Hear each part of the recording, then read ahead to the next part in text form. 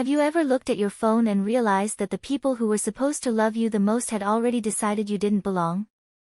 I wish I could tell you that was the worst moment of my life. It wasn't. The worst moment came a few hours later, when I opened Instagram and saw a family photo on my screen. My parents, my brother, and my sister were all smiling on a beautiful beach. The caption read, "Best trip ever, when she's not around." Face with tears of joy. For a few seconds, I couldn't breathe. My name is Emma, and I'm 24 years old. Until that Labor Day weekend, I believed that no matter how distant my family seemed, deep down they still cared about me. I kept telling myself they were just busy, that one day everything would be different. I couldn't have been more wrong. Looking back, the signs had always been there. Family dinners were planned without telling me. My birthday was always treated like an ordinary day, while everyone else's celebrations were unforgettable. Whenever we took family pictures, I somehow ended up standing at the edge, almost like I didn't belong. I noticed all of it, but I never said anything. I was afraid that if I admitted the truth, I would also have to accept that my own family didn't value me the way I valued them. 3 weeks before Labor Day, something felt different. Every time I entered a room, conversations suddenly stopped. My parents would quickly lock their phones, and my brother would change the subject. Whenever I asked what was going on, they all gave me the same answer. Nothing important. One evening, I came home from work earlier than expected. As I walked past the dining room, I heard everyone laughing. I looked inside. My parents, my brother Jake, and my younger sister Lily were sitting around the table. There were travel websites open on a laptop, hotel bookings on someone's phone, and a map spread across the table. The moment they saw me, the laptop was closed. The room became completely silent. Trying not to make things awkward, I smiled and asked, "Are you guys planning a trip?" Jake looked at my parents before answering. "No, we're just looking at some random places." Something about his voice didn't sound convincing. But I didn't argue. I simply nodded and walked upstairs, trying to ignore the strange feeling growing inside me. The next morning was Friday. Labor Day weekend had officially begun. When I woke up, the house was unusually quiet. No voices. No footsteps. No smell of coffee. I walked downstairs and immediately noticed that every car was gone. Then I saw a folded note on the kitchen counter with my name written on it.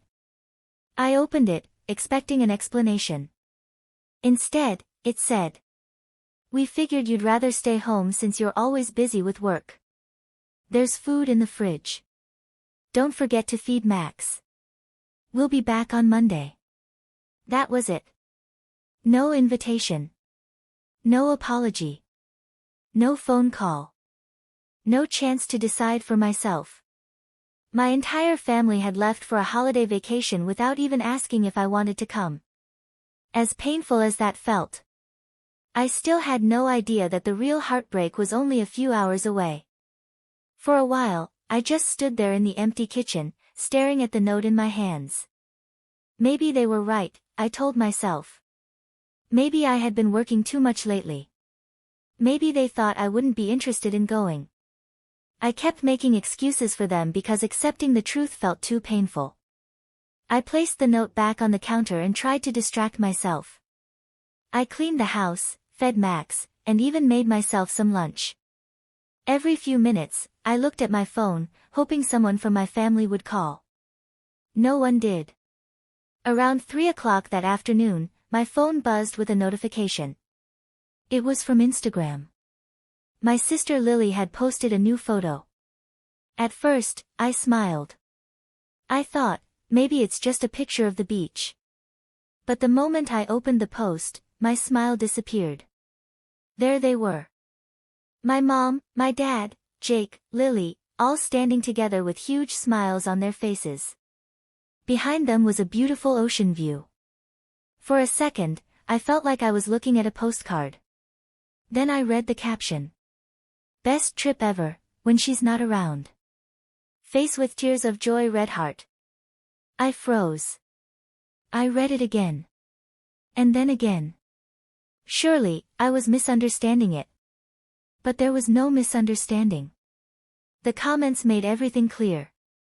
One of Lily's friends wrote, "Finally a peaceful family vacation. Face with tears of joy." Another replied, "Looks like someone didn't get invited." Instead of defending me, my brother replied with laughing emojis. My mom clicked the heart button. Even my dad liked the post. I couldn't believe what I was seeing. It wasn't just that they had left me behind. They had turned it into a joke. A joke for hundreds of people to laugh at. My hands started shaking so badly that I almost dropped my phone. I wanted to call my mom immediately. I wanted to ask her why. But every question running through my mind had the same answer. Because they didn't think I mattered. A few minutes later, another notification appeared. It was a private message from one of Lily's classmates. She wrote, "Emma, I don't know if you saw the post, but I just wanted to say I'm really sorry. You didn't deserve that."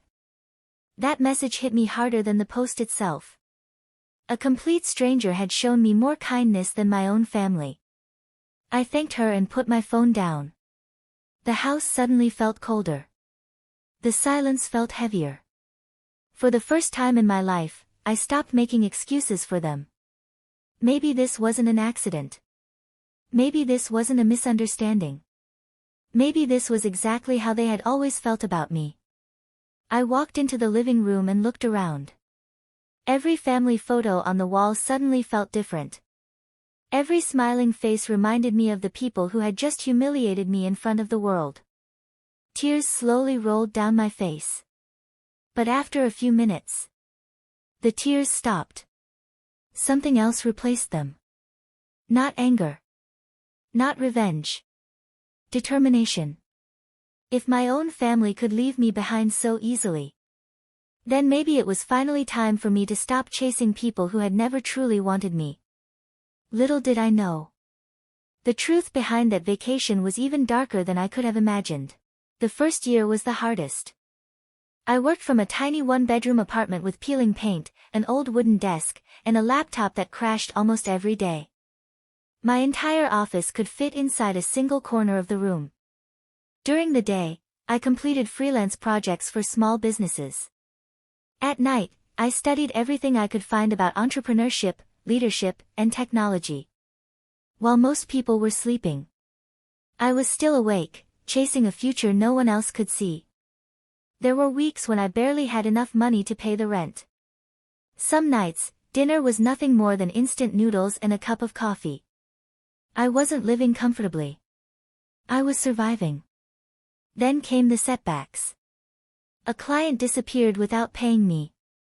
Another company canceled a project after months of work. One business partner walked away just days before we were supposed to launch our first product.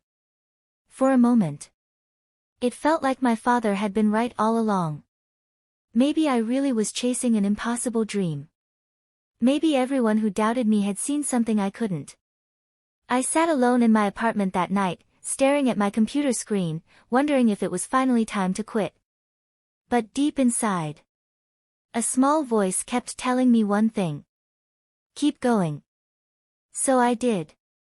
Instead of giving up, I learned from every mistake. I improved my skills. I built stronger connections.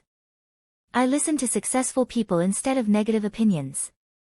Slowly, things began to change. One satisfied client recommended me to another. That client introduced me to an investor. The investor believed in my vision. For the first time in years, someone looked at me and saw potential instead of failure. That single opportunity changed everything. Within 2 years, my small freelance business had grown into a real company. We hired our first employee. Then 5 more. Then 20. Our clients came from different cities. Then different countries. Money was no longer my biggest concern. Building something meaningful became my new purpose. Yet I never told my family. Not because I hated them, but because I wanted the truth to reveal itself at the right moment. I knew that day would eventually come. And when it did, no explanation would be necessary. My success would tell the entire story.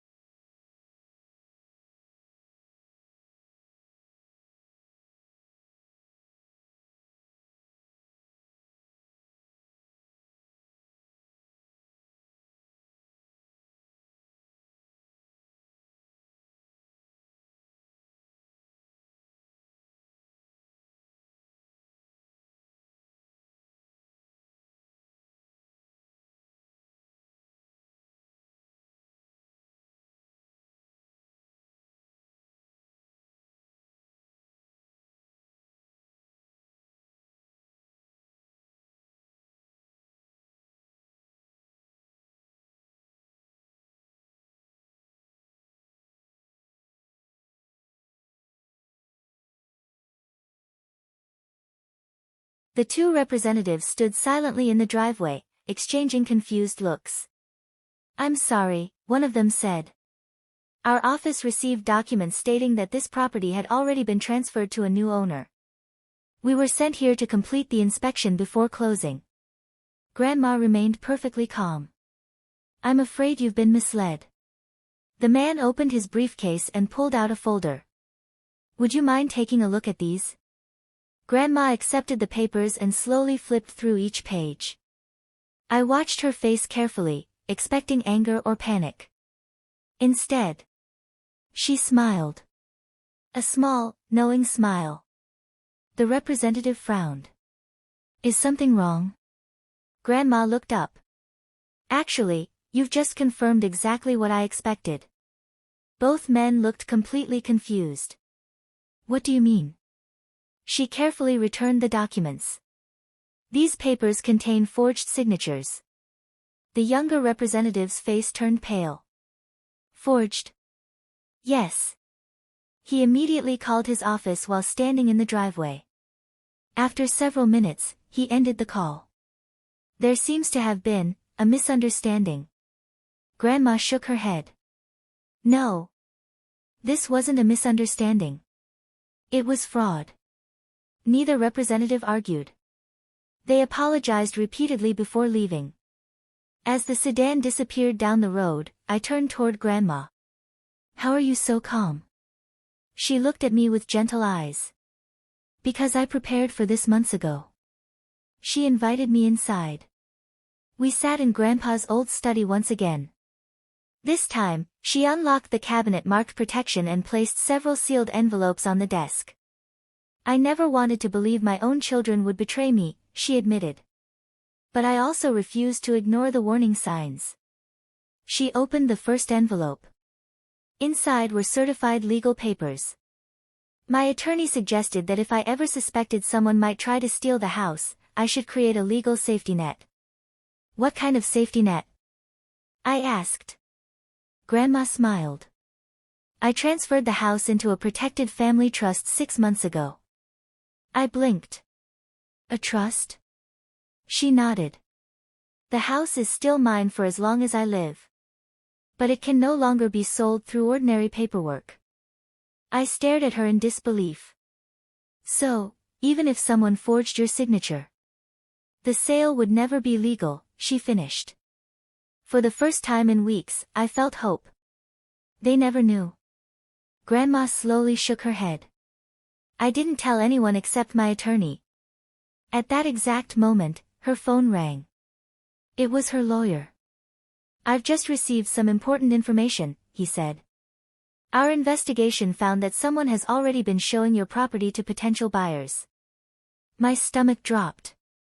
"What?" Grandma remained calm. "Do we know who?" "Not yet," the attorney replied. "But we're getting closer." After hanging up, Grandma looked out the window toward the old oak tree Grandpa had planted decades earlier. "He loved that tree," she whispered. He always said strong roots survive every storm. I could hear the emotion in her voice. This wasn't about money anymore. It was about protecting the memories she and Grandpa had built together. That evening, I drove home with a heavy heart. As I pulled into my parents' driveway, I noticed something unusual. Dad was standing outside, talking to a man I had never seen before. The stranger handed him a thick envelope. Dad quickly looked around before slipping it inside his jacket. The moment he noticed me, the conversation ended. The stranger walked away without saying a word. Dad forced a smile. "Emma, you're home early." "Who's that?" "Oh, just someone from work." He answered too quickly. Too smoothly. For the first time in my life, I knew my father was lying to my face. Later that night, after everyone had gone to bed, I couldn't stop thinking about that envelope. What was inside it? Money? Contracts? More forged documents? I didn't have any answers. But I knew one thing. Whatever my parents were planning, they believed they were only days away from owning Grandma's house. What they didn't realize was that every step they took was leading them straight into the trap Grandma had quietly prepared months before. And the next person to enter the story would uncover a secret so shocking that it would change the entire case forever. The evening continued as if nothing had changed. I quietly helped serve drinks, greeted relatives, and stayed out of everyone's conversations. From across the room, I could hear my father proudly talking about Daniel. "My eldest son has done everything right," he said with a smile. "One day, he'll take over everything I've built." The guests applauded. Daniel stood beside him, accepting the compliments as if the future had already been written. Then my father looked in my direction. "And Ethan?" He paused for a moment. "I still hope he'll eventually find a real job." The room erupted with uncomfortable laughter. A few relatives looked away. Others shook their heads with sympathy. I simply smiled and continued placing glasses on the table. My mother quietly walked over to me. "I'm sorry," she whispered. "You deserve better than this." I gently squeezed her hand. "It's okay, Mom." For the first time in years, I truly meant those words. Because I wasn't there to seek anyone's approval. A few minutes later, my phone vibrated. It was a message from my assistant. "Mr. Carter, the board members have arrived at the hotel. They're waiting for your confirmation before signing the final agreement." I typed a quick reply. "Please give me another hour." I slipped the phone back into my pocket. No one around me had any idea that a multi-million-dollar business deal was waiting for my signature. To them, I was still the family disappointment. As dinner came to an end, my father stood up and tapped his glass. The room became silent. "I want to thank everyone for being here tonight," he began. "This birthday is special because I also have an important family announcement." He placed a hand on Daniel's shoulder. "Starting next month, Daniel will officially become the future leader of our family business." Everyone clapped loudly. Then my father smiled proudly and added, "The Carter legacy is finally in safe hands." The applause grew even louder. I joined in with a polite clap. Then something unexpected happened. One of the guests near the entrance suddenly stood up. He looked around the room. Then his eyes stopped on me. A smile spread across his face.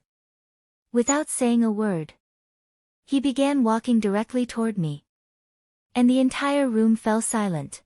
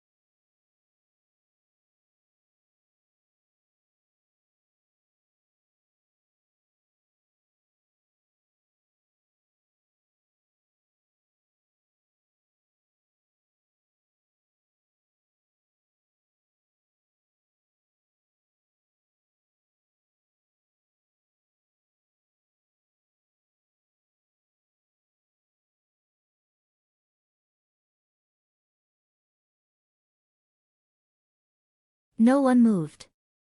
The room was so quiet that I could hear the ticking of the old clock hanging in the hallway. I picked up the first moving box and carried it toward the front door. Before I could reach it, my mom stepped in front of me. "Emma, please don't do this." For years, those words would have stopped me. This time, they didn't. I looked at her calmly. "I'm not doing this because I'm angry. I'm doing this because I finally respect myself." She opened her mouth to speak, but no words came out. Dad sighed heavily and sat down on the couch. "Can we just talk about this like a family?" I almost smiled. "A family?" I asked quietly. "A family doesn't secretly plan a vacation, remove one person from the reservation, and then make fun of them online." No one argued. Because they couldn't. Jake finally broke the silence. "It wasn't supposed to be that serious." I looked directly at him. "Then whose idea was it?" The room became silent again.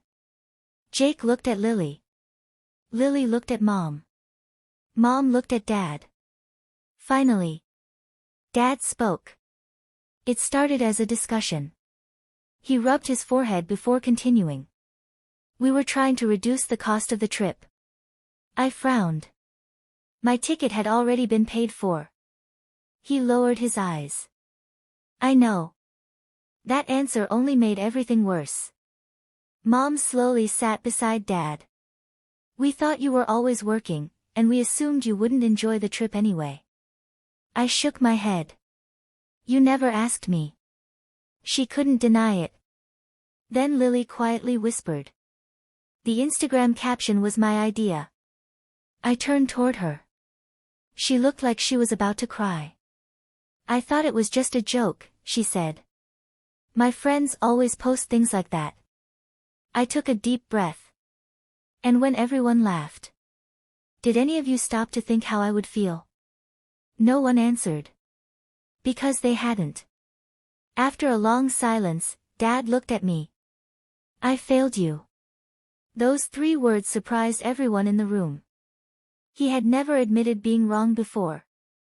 "I should have stopped all of this before it happened," he continued. "I'm sorry." Mom's eyes filled with tears. "So am I." Jake looked uncomfortable. "I'm sorry too." Only Lily was already crying. I never wanted to lose my sister. I listened to every apology. Months ago, hearing those words would have meant everything to me. Now, they felt different.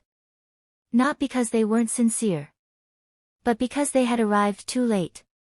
I smiled sadly. "I forgive all of you."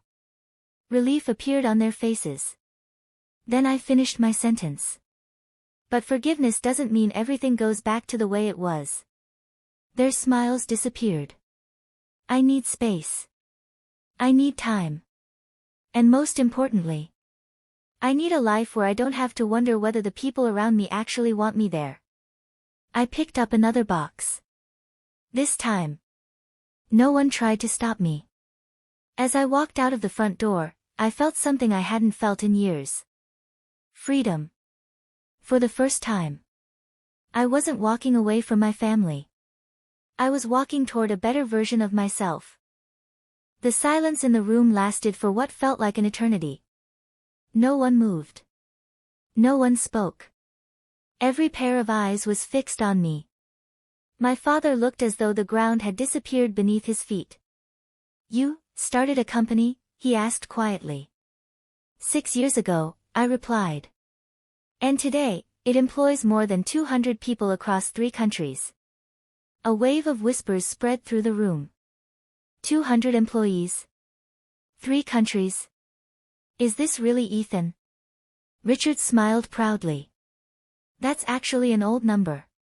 He turned toward the guests. The company has grown much faster than anyone expected.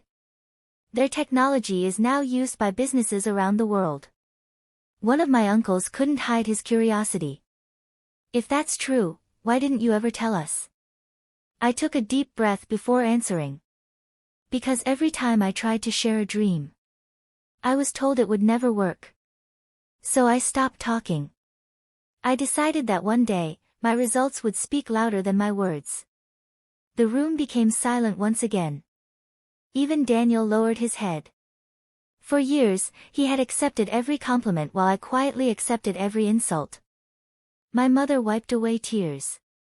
"I always knew you were working hard," she whispered. "I just never imagined it was something this incredible." I smiled gently. "Thank you, Mom." Then I reached into my jacket pocket and placed a small black folder on the dining table. Inside were photographs of our offices, newspaper interviews, business awards, and letters of appreciation from clients around the world. One by one, the relatives picked them up. Their expressions changed from curiosity to disbelief, and finally, to respect.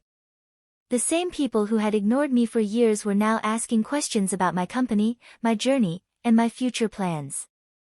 But I wasn't interested in proving that I was successful.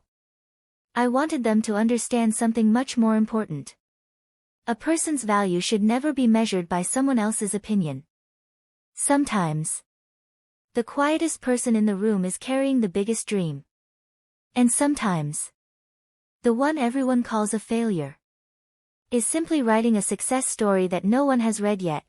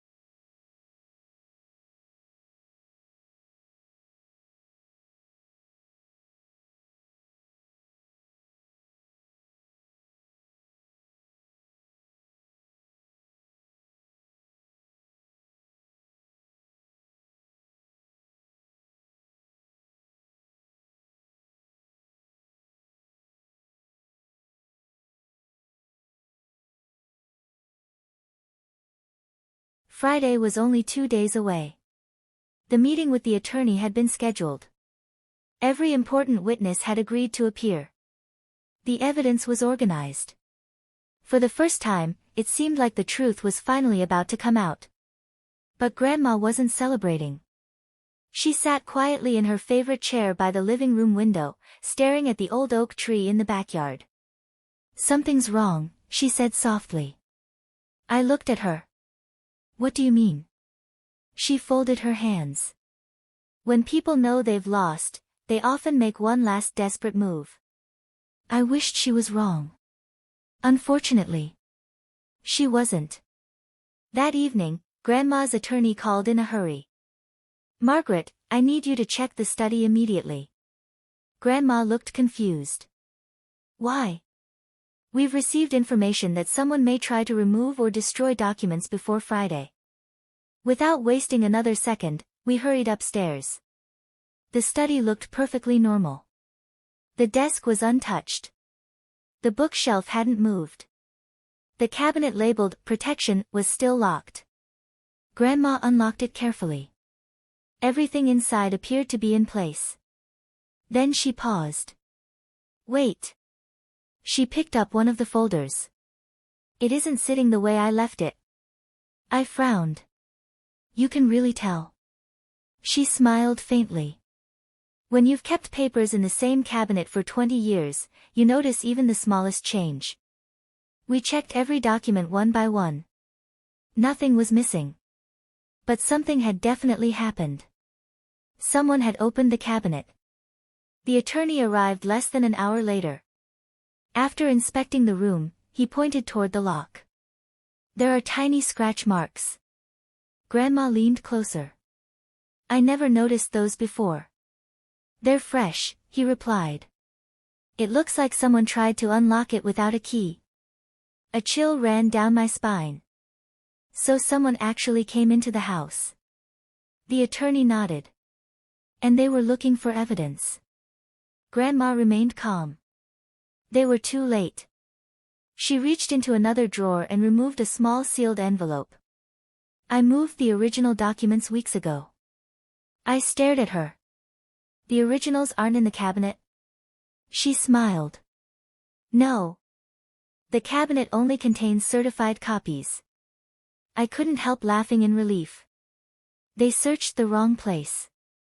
Grandma nodded. They walked into exactly the trap I expected. The attorney smiled for the first time in weeks. Margaret, you've been 3 steps ahead this entire time. The next morning, something unexpected happened. Mr. Harris, the neighbor, knocked on Grandma's front door. I thought you should see this.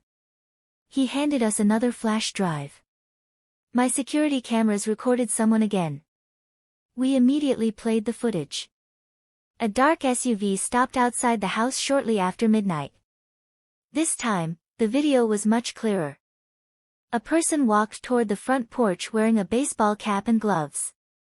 They spent several minutes trying to unlock the front door before quickly leaving. Although the face was still partially hidden, one detail stood out. The same silver watch. The very watch Grandma had given my father years earlier. Silence filled the room. Grandma slowly sat down. Tears formed in her eyes, not because she was afraid, but because the truth was becoming impossible to deny. I never imagined my own son would come to my home like a thief, she whispered. I wrapped my arms around her. We're going to get through this. She nodded. Yes. But after this, our family will never be the same. Later that afternoon, the attorney added the new footage to the growing evidence file. He closed the folder with a satisfied smile. I believe we have everything we need. As we prepared to leave his office, his phone rang. He answered, listened for a few moments, then looked directly at Grandma. They've confirmed the meeting. Everyone will be there. The buyers. The witnesses. Your son and daughter-in-law. And one more person. Grandma frowned. Who? The attorney smiled. The anonymous whistleblower. My heart nearly stopped. After weeks of secrets, the one person who knew exactly how the fraud had happened was finally ready to speak. None of us knew what they were about to reveal. But one thing was certain. By the end of tomorrow's meeting, every lie would be exposed, every secret would come to light, and my parents would have no place left to hide. Friday morning arrived with an unusual silence. No one spoke much during the drive to the attorney's office. Grandma sat beside the window, calmly watching the streets pass by. She looked peaceful, but I knew she was carrying a heavy heart. No mother ever imagines she will have to face her own son over something like this. When we arrived, several people were already waiting in the conference room. The attorney greeted us warmly. The buyers are here. The witnesses have arrived. And your son and daughter-in-law are on their way. A few minutes later, the door opened. My parents walked in together. Dad tried to smile. Mom looked confident, almost as if she believed this meeting would simply clear up a misunderstanding. Then they noticed everyone else in the room. The real estate representatives. The office employee who had agreed to testify. The private investigator. And finally, a woman quietly entered through the back door. She wore a dark blue jacket and carried a small folder in her hands. The attorney stood. Thank you for coming. He turned toward the room. I'd like everyone to meet the anonymous whistleblower. The woman slowly removed her sunglasses. My name is Linda Brooks. She took a deep breath before continuing. I worked as an assistant at the real estate office. My parents immediately looked at one another. Dad's face lost its color. Mom lowered her eyes. Linda opened her folder. I've kept these documents for months because I couldn't live with what happened. She placed several original files on the table. I was told the homeowner had approved the sale. But when I compared the signatures... She paused. I realized they didn't match. The attorney asked quietly. What happened next? Linda swallowed hard. I reported it to my supervisor. And? He told me to stop asking questions. The room became completely silent. She continued. A few days later, I overheard a conversation. What did you hear? Linda looked directly at my parents. I heard Mr. Carter say. She hesitated before repeating the words. She'll never know until the house is already gone. Grandma slowly closed her eyes. Dad suddenly stood up. That's not true. The attorney calmly replied. Please sit down. You'll have an opportunity to respond. Dad remained standing. She's lying. Before anyone could answer, the investigator connected a laptop to the large screen. The security footage from Mr. Harris's cameras began to play. The dark SUV. The person approaching Grandma's mailbox. The silver watch. Then the second video. The attempted break-in. Again. The same watch. The same jacket. The room fell silent. Dad slowly sat back down. His hands were shaking. The attorney then displayed copies of the forged documents beside authentic samples of Grandma's signature. Even to an untrained eye, the difference was obvious. There is no reasonable doubt, the attorney said. These signatures were forged. Mom finally spoke. We never wanted to hurt her. Grandma looked at her with tears in her eyes. Then why didn't you simply ask me? Susan couldn't answer. Instead, she quietly looked down at the table. For several long seconds. No one said a word. Then Grandma reached into her purse and placed one final document on the table. This, she said softly, is the trust agreement I signed 6 months before any of this began. The attorney smiled. As of that date, the property could not legally be sold without the trust's approval. The buyers looked stunned. So, the sale was never valid? Correct, the attorney replied. It never had any legal effect. Everything my parents had planned. Every meeting. Every forged paper. Every secret conversation.